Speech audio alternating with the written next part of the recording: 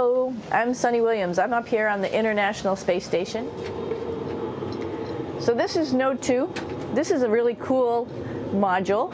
Of course, most of these modules you'll see they have 4 sides and they're put together. That way we could sort of work on a flat plane, either a wall, a floor, another wall, or the ceiling. But you know, again, all you have to do is turn yourself and your reference changes.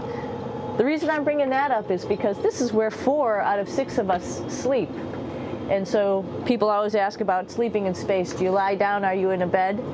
Not really, because it doesn't matter. You don't really have the sensation of lying down. You just sit in your sleeping bag. So here's one sleep station right here. I'm going in right now. You can follow me if you want. So I'm inside. It's sort of like a little phone booth, but it's pretty comfy. I've got a sleeping bag right here that we sleep in, so we don't have sort of like a little bit of a cover. We don't fly all over the place. But you know, you can sleep in any orientation. I have it sleeping, feeling like I'm standing up right now, but like you saw, I'm on the floor. But it doesn't matter if I turn over and I sleep upside down. I can't have it, I don't have any sensation in my head that tells me that I'm upside down, so it really doesn't matter. The sleep station is also like a little office. We've got a computer in here.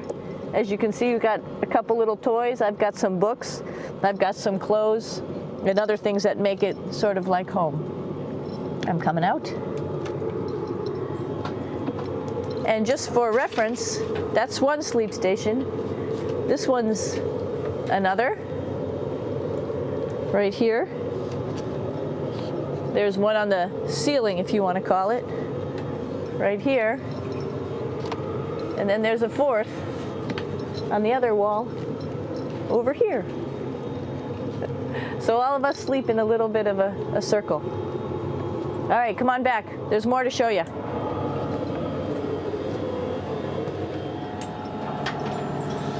I know that there's some questions about how to use the bathroom and how do you actually live in space like normal, like at home. I mentioned real quickly about getting up in the morning and brushing your teeth and washing your face. Well, how do you do that?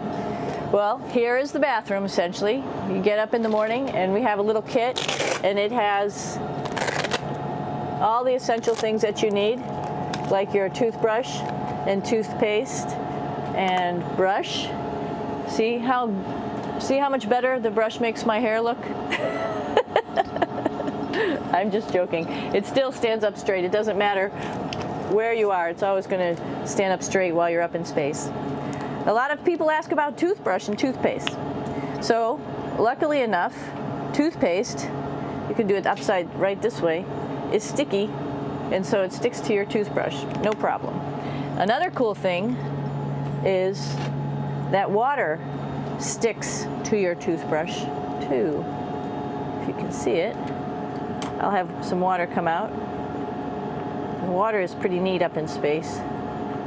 It'll stick to your toothbrush and it will make a big bubble. And that's just by surface tension. And then you can drink it. So a lot of people ask about what do you do with the toothpaste after you brush your teeth.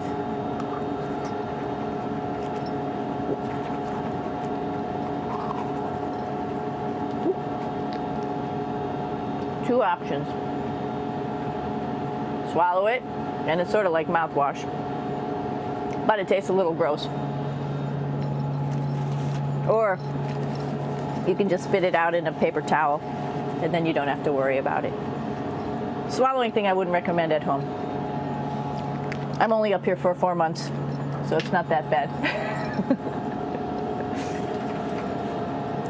One of the most pressing questions about living in space, of course, is the bathroom. So let's take a look at that little piece of work. Come on in.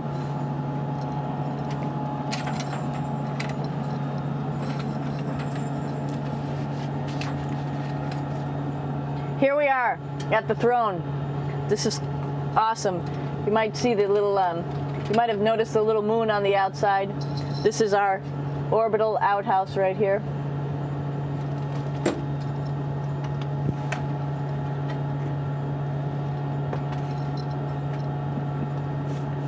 And of course, it serves for two functions. Number two, right here. I'll show you. But you see it's pretty small, so you have to have pretty good aim, and you'll be ready to make sure things get let go the right direction. And it smells a little bit, so I'm closing it up. And that's, of course, for number two. And this guy right here is for number one.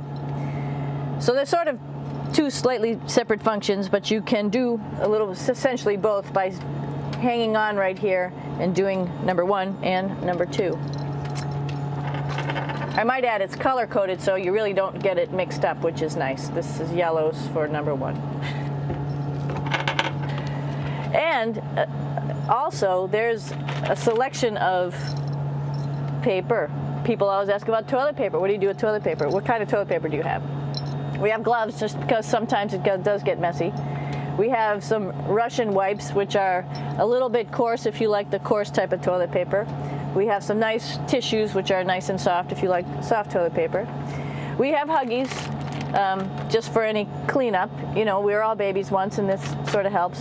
And then if things get really out of control, we have disinfectant wipes, just to make sure we clean up here. Because, you know, just like the water I showed you, the number one stuff can sort of go all over the place if you don't aim correctly. And did I mention both of these have a little bit of suction, so they should keep things going in the right direction. But like I said, sometimes things get a little out of control if you are out of control yourself flying around. So we have lots of protective stuff.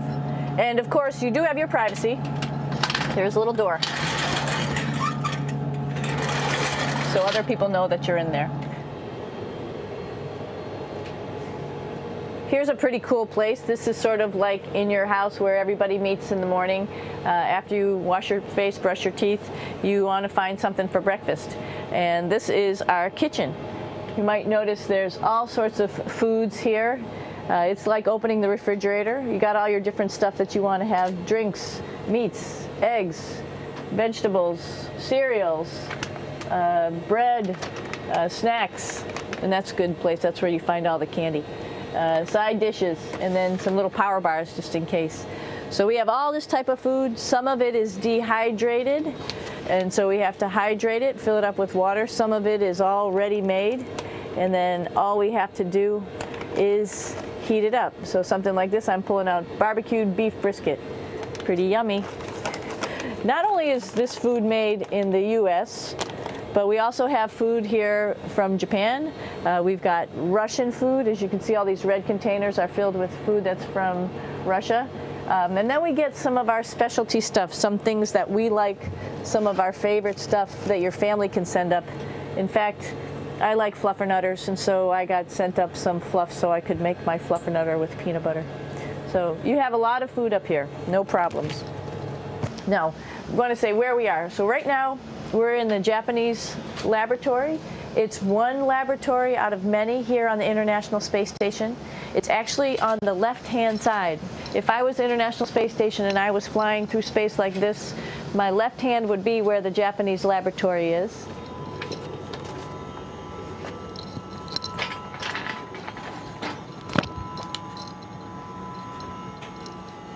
So now again, we're on the right-hand side, all the way on the right of the International Space Station. This is Columbus, the European module. It has science experiments all over. You could see it looks a little bit crowded. And here we do a lot of our medical experiments.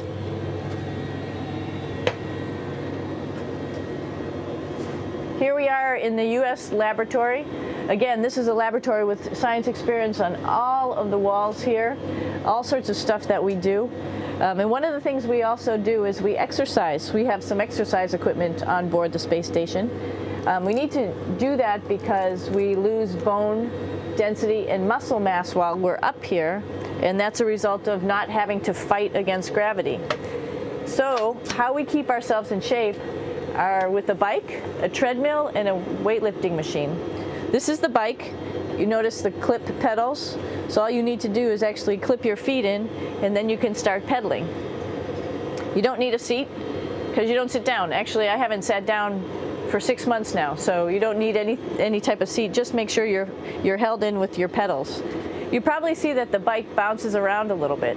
As I move it, it's not steady and held to the wall firmly. And the reason for that is the space station is pretty big. You saw that there's also solar arrays on the space station. If we start putting any forces into the space station, it's going to make those solar arrays bounce around a little bit. So to prevent that, the machines bounce around a little bit, move around a little bit, and that way we don't put any forces onto the structure of the spacecraft out to the solar arrays. All right, a little farther on. Come on.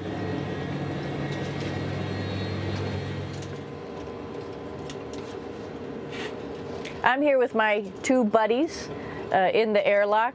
Actually, these are two spacesuits that are ready, primed up to go outside, as we call it, to go do a spacewalk in case we have to do anything outside. Some of the things we do outside are just like inside, repairs. We have a lot of electrical boxes and machinery and solar arrays, in fact, that I talked about earlier, that are outside, and sometimes they don't work quite right. Remember, space is really cold and really hot, and it's also the vacuum of space with no pressure, and so some of the equipment doesn't work well all the time. So we might have to go out and do a spacewalk. Right behind me is actually the hatch that you go out into space, and right now we have it filled up with a couple other spacesuits because we've got 4 of them up here and some of our tools. But right behind here is the hatch in which you actually go right outside into the vacuum of space. The spacesuit is pretty big, as you can see. It's like being a football player. Part of the reason it's so big and bulky is because of this backside, this backpack. It's like going on a hike with a backpack, but the backpack and the suit weighs about 300 pounds. Luckily in space, nothing really weighs anything, so you don't feel that it's so heavy. But we need to have such a big suit because that guy back there is essentially the heart of the spacecraft. I call this actually a spacecraft. It has all the oxygen for you. It has all the carbon dioxide removal system for you. It also has a heating and cooling system to make sure to regulate our body temperatures while we're outside. It also has a computer, so it tells you on a display here if there's anything that's going wrong with the suit, if we're running out of oxygen, if we have too much carbon dioxide, or any type of electrical problem. So it's a pretty awesome little spacecraft, and actually got to go out, use my little spacecraft a couple times, and it worked like a charm. Lucky that it works very nice. You might want to see what the helmet looks like. It's pretty cool too. We don't usually go out like this, so you usually can see when the helmet's open. So you can see what it looks like inside. Somebody's little head would be inside of here. So you can see, you can turn your head all the way around while you're inside of there, but the helmet stays still. So that's determines how far you could see. And it's usually pretty sunny out there, so we have to wear our sunglasses, and this is our sunglasses right here, which make you look pretty cool. This is the cupola. It sticks down below the space station. It's one of those places you find yourself hanging out in all the time because all you want to do is look back at our planet. I think some questions I had were about what do you do in your free time? And you can't help but want to just come to the cupola and look outside as much as you can. And a lot of folks, I play this game with myself about where we're flying over the Earth. Try to come in here and just guess. After being here for a little while, you can sort of figure it out. You can tell different cloud types over different continents. You can tell different soil types over different continents. So let's see. And then, of course, there's a lot of ocean. So usually we're over the ocean at first glance. I will tell you in just a moment where we are.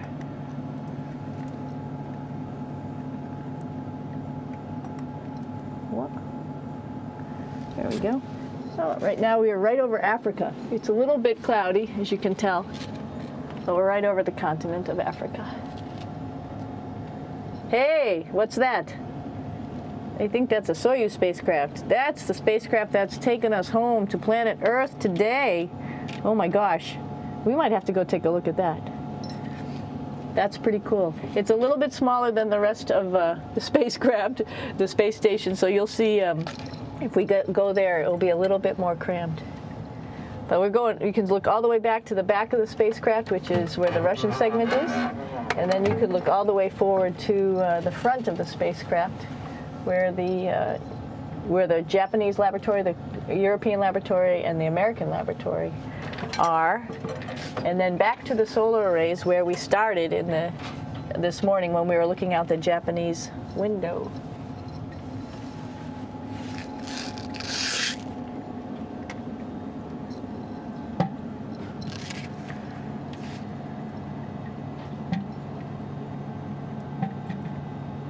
So other questions that were here are, what would you recommend as a job, and to what type of person would want to be an astronaut? I think people who would like to explore, of course people who like math and science, that's what this is all about. We have people in the office who are doctors, teachers, veterinarians, engineers, pilots, so all sorts of people become astronauts, and I think if you see it's just sort of cool, so I think people who like to do a little adventure and like to do cool stuff probably usually become astronauts. Hey, one thing I didn't show you, or I talked about but I didn't show you, was the exercise, another piece of exercise device, which is the advanced resistive exercise, and that's what this is right here. This is ARED, and you could probably see this bar. You just do a little bit of maneuvering here. Stand by. You have to set it up just like at any other gym.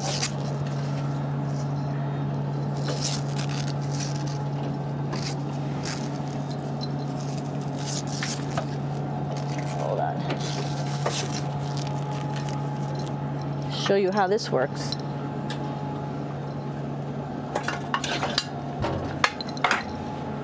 So you can see you can change your attitude just by going from one module to the next, going up from the cupola down here. This is what we call the ARED, and with this you can lift weights based on vacuum in these cylinders, just like you do at home at a gym. For example, if I wanted to do a squat, I could do it like this. Oops. I should need some weight on this thing. I'm not lifting with anything, so it's too easy. One of the cool things you could do things that you can't do at home. For example, single leg squats with just one leg, because the other leg, you won't fall over. So all sorts of stuff. You can also do bench press. We have a bench that we could add on here, so you can work on your beach muscles.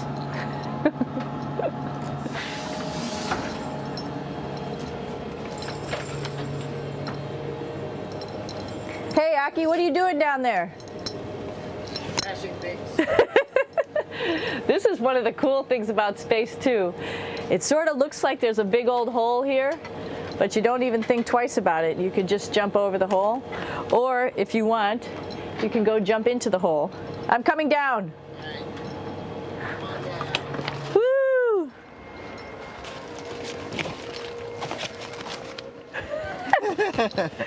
Then you can come right back up again, like Superman. Woo!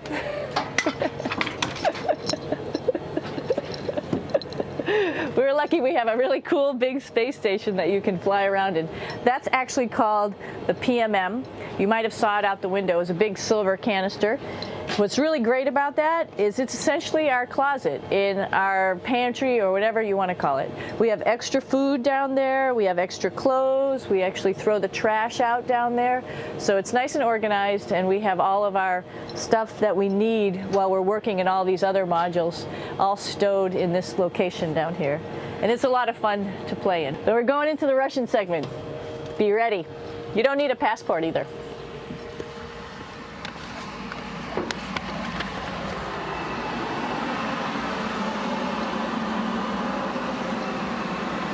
It goes a lot farther back than this.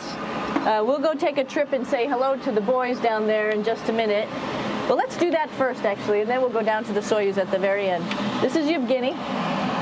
Hi. Doing a little tour.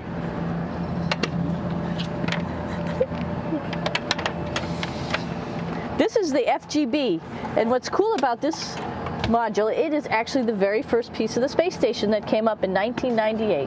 The space station has been around for about now manned for 12 years, but it's been up in space for about 14 years. And this was the very first. It is like the Russians' PMM. It has a lot of storage, as you can see.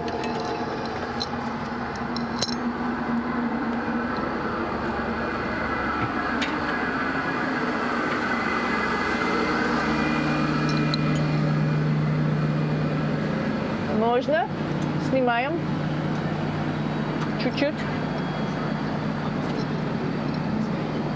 So here we are in the heart of the space station, really. This is the service module. This is the central post. In case we had any problems, I know a couple of the questions were about what type of things do you have to worry about. And some of the things we have to worry about in space are fire.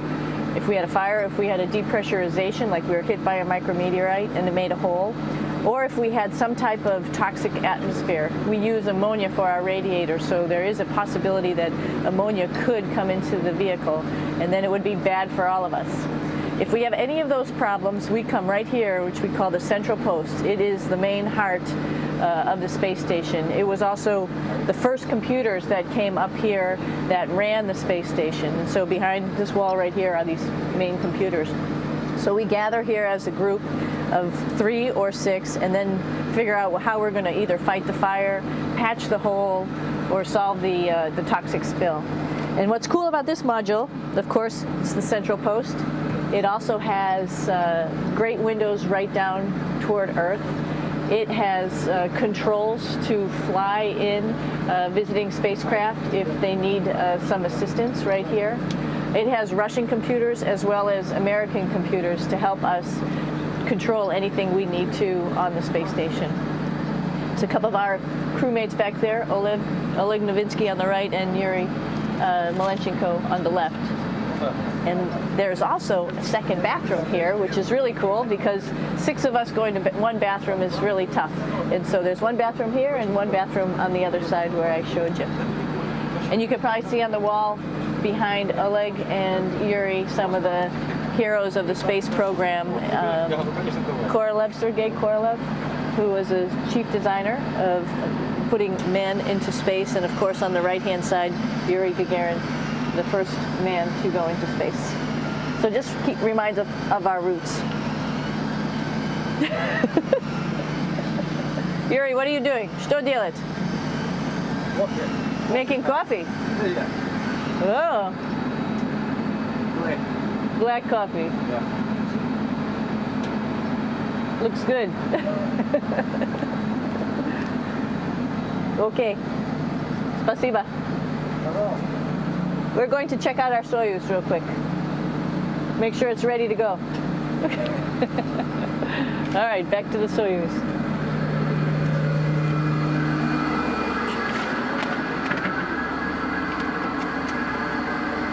I'm going to stop here just for a quick second. You can see on the Russian spacecraft there's also other modules that stick out, down, and above. Right here is, let's see, I'm trying to be oriented.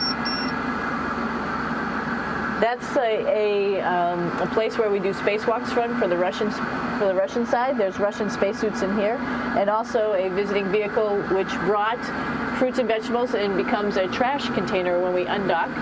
Up on this side is also a future place where they're going to do spacewalks from, and connected to it is Kevin's, Oleg's, and Yevgeny's Soyuz spacecraft. And now let's go see ours. Whoa! Извините. No problem. Это пробка.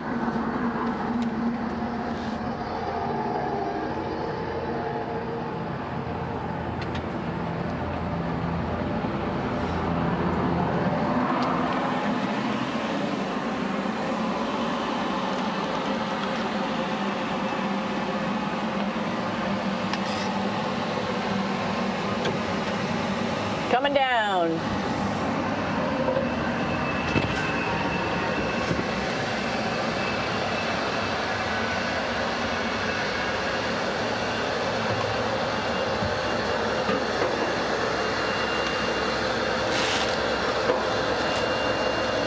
It's a little tricky getting in here.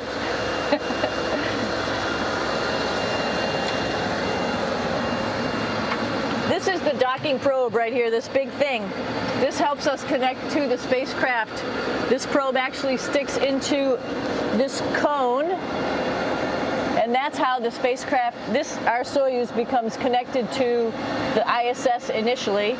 That is then replaced by clamps, which are around here, that will allow the two spacecraft to be stuck together. And then you can remove the probe and the cone.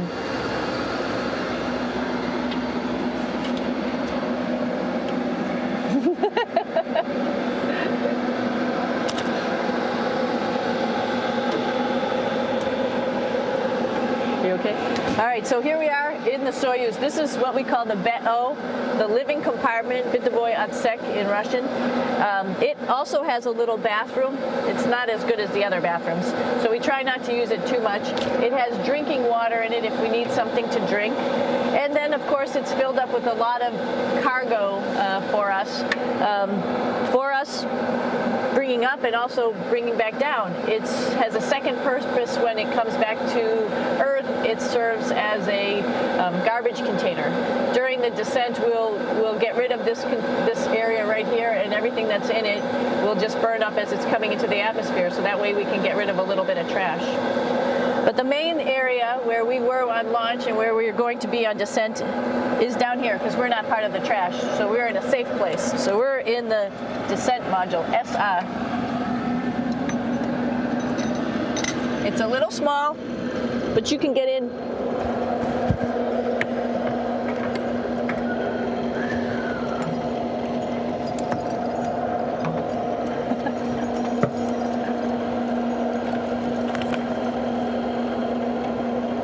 Not sure how well you could see in here. Hold on for a second.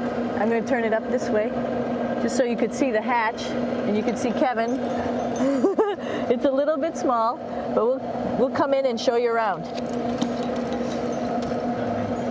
You coming in? Probably not. Okay.